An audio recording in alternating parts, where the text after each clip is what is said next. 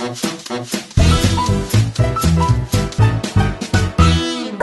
we are to Sirens of Chrome, a book written by Marjorie Krefsky.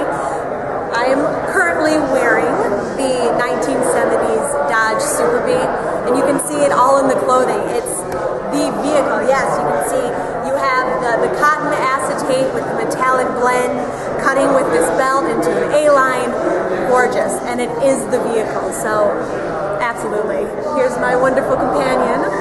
Wow. How are you today? We are having a fabulous time here as my beautiful friend of a model, had covered the basis of what we're doing today. If you can take a look at this beautiful gown that was made in the 1950s, and this beautiful car is the Plymouth Savoy. 1950 Plymouth Savoy. I'm Gene Dickerson. I've got 3 titles. One's the Sheldon Road Project. The other one is GDT Speedster, From Dream to Reality, and Automotive Climate Control, 116 Years of Progress. And I'm selling a few books here today. It's going well. And it's a wonderful venue. So my book is about the history of the Dearborn Inn, which is a very important part of Ford history. Edsel Ford was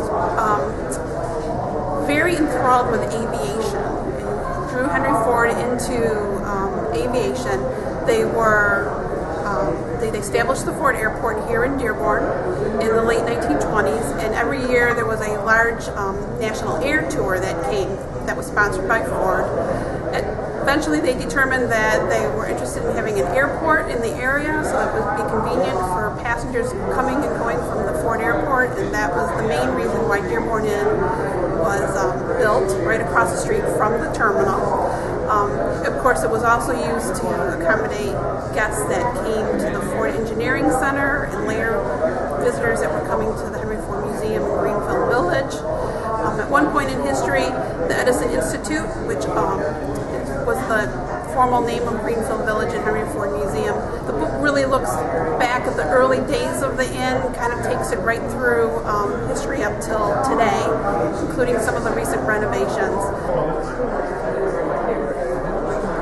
My name's Marjorie Krefsky, and I'm the author of this book, Sirens of Chrome. And standing beside me are 2 beautiful Sirens of Chrome, present-day Sirens of Chrome. But what they're wearing are vintage clothes that Sirens of Chrome wore in like the 1950s or 60s or 70s. Because beside every great car was a Siren of Chrome. Now remember, no matter how fabulous the car was, it had great technology, great horsepower, great design. The only thing is it couldn't talk. So that's why we needed the Sirens of Chrome, who are beautiful gearheads to talk to you about what's under the hood, what makes it special, and what makes that car tick.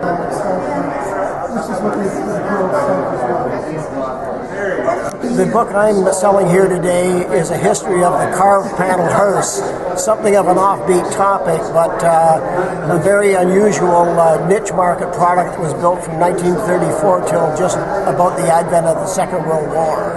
These were handcrafted, very ornate funeral cars that are highly sought by collectors today, if you can find one.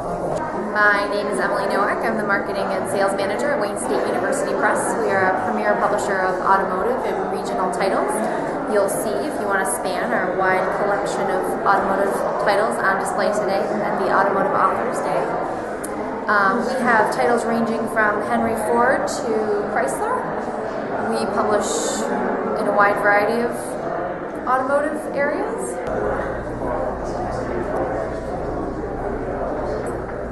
All right, my name is Robert Gabrick, and my niche in publishing and writing is the truck.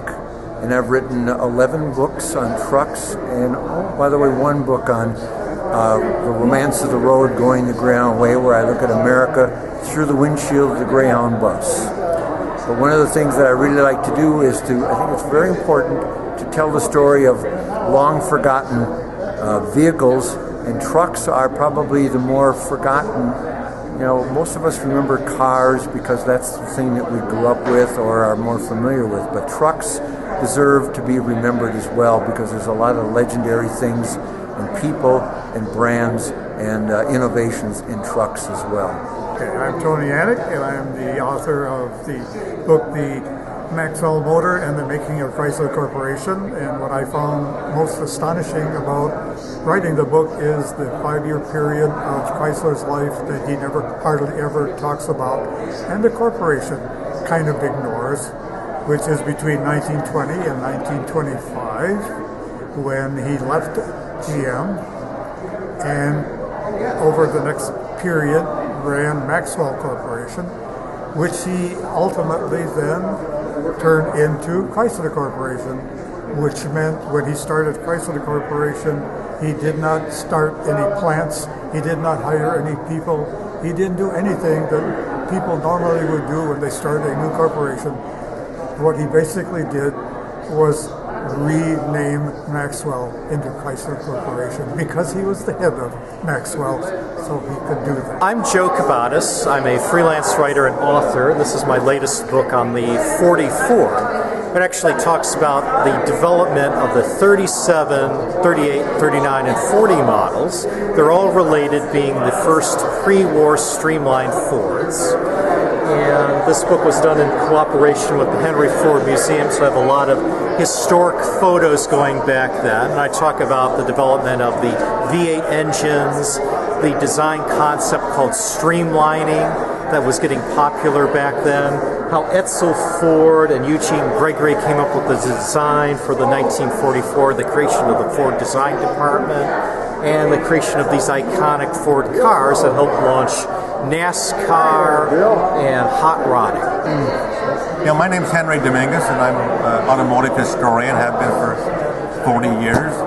And my interest is Ford, usually Ford Motor Company history, and I've concentrated on Ford dealership, trying to capture photographs of Ford dealership over the past 100 years. And so I've located photographs from dealers themselves and historical societies and libraries, and put them together into a couple of books. So it's been very exciting to find the photographs, and it's always enjoyable to put the book together. After all that, wow. My book is American Icon, Alan Mullally and the Fight to Save Ford Motor Company, and it's all about making sure that Ford is around for another 100 years to make another generation of vintage classic cars. That's a really nice letter. The book was time consuming. It took me over 5 years to do it. I was very fortunate to have a wife. My wife Jan is so capable word-wise that she took a 450-page manuscript down to 350 pages before the editors start going at it and hacking away another 100 pages, and the book is now 250 pages long. Yes, I'm very proud of Dow that he has accomplished the writing of his book, and I just think it's a great book. And not only to the automobile industry, but it just has a lot of common sense about our country and other issues. Because what happened was the kid brought in his... Well, even though I work at Ford Racing, being an author of a book is just puts you in a different world, and you get to enjoy a whole other world of people. And that's why coming to the Auto Authors Fair, I've been coming to this is my 4th year, and luckily I've had my book reprinted enough to keep coming. And I'll tell you what, it's really been worth it. Whether it was at the Skillman branch downtown or here, where I really like it, here at the Automotive Hall of Fame. It's a phenomenal experience. And when you think about gifts, what better gift to give is an author-signed book of something that's really near and dear to someone's heart, a collector or an enthusiast. And this is really a special opportunity for people to meet the people that came up with these wonderful histories. I wouldn't miss it for the world. And I think any club member, any enthusiast, or any just auto aficionado should spend some time at the Auto Authors Fair every year. I'm John Jacobus from Silver Spring, Maryland. And I'm going to talk to you just a little bit about my Fisher Body Craftsman's Guild books. The Fisher Body Craftsman's Guild was a product of General Motors in Detroit, which was a design contest for young people, particularly popular during the 50s and 60s, to design a model scale model of a future automobile for General Motors, and for that they awarded you a scholarship or a cash prize, and this was entered by thousands of kids all over the United States. And I participated in 1961 through 66, and after working at General Motors and going on to do other things, I got very interested in it as a hobby.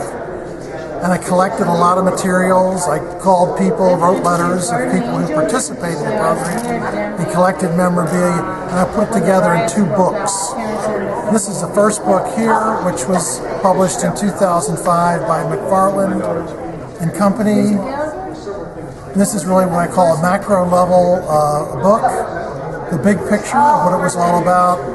And then recently this book was published 2012, which was essays by participants in the program. This tells you how they built the models and what they did to achieve their awards. And they're reasonably priced. They're made by McFarland in North Carolina. I hope that you'll get interested. Go to my website, www.fisherguild.com, to learn more about the books.